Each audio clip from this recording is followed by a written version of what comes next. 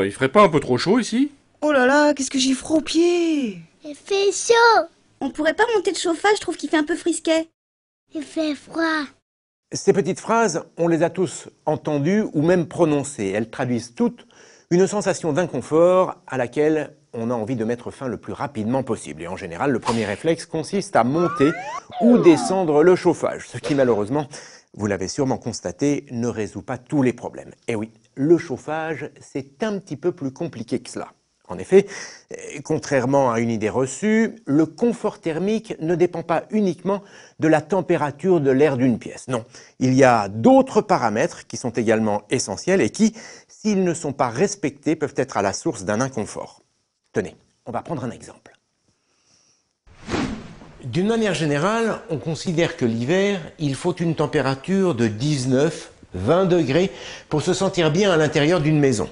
Seulement attention, pour que ce soit vraiment confortable, il faut que cette température soit bien stable, autrement dit, qu'elle ne joue pas au yo-yo. Il faut également qu'elle soit parfaitement homogène, la même température dans tous les coins de la pièce. Ça, c'est pour la température de l'air ambiant. Il faut aussi veiller à ce que les parois ne soient pas trop froides, les fenêtres et les murs. Ce phénomène peut être une source d'inconfort. Voilà pourquoi il faut un système de chauffage qui réchauffe à la fois l'air ambiant, les parois et les occupants de la maison. Ce n'est pas tout à fait terminé. Il faut aussi minimiser les mouvements d'air et veiller à la qualité de ce dernier.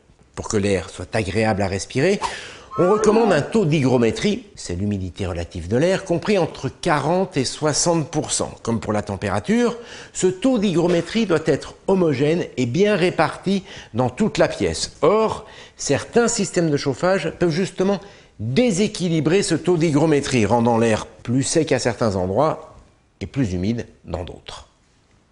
C'est donc en jouant sur tous ces paramètres, la stabilité et l'homogénéité de la température, celle du taux d'hygrométrie et les mouvements d'air, que l'on peut atteindre un confort thermique satisfaisant.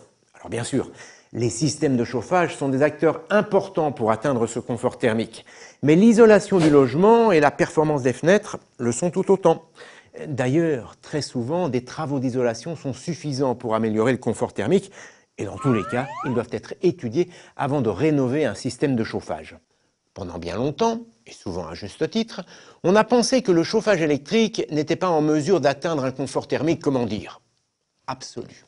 C'est vrai que quand on parle de chauffage électrique, on pense bien souvent au fameux convecteur. Normal, c'est le tout premier système de chauffage électrique qui a vu le jour. C'était dans les années 70. Comme son nom l'indique, le convecteur fonctionne sur un principe physique simple, la convection.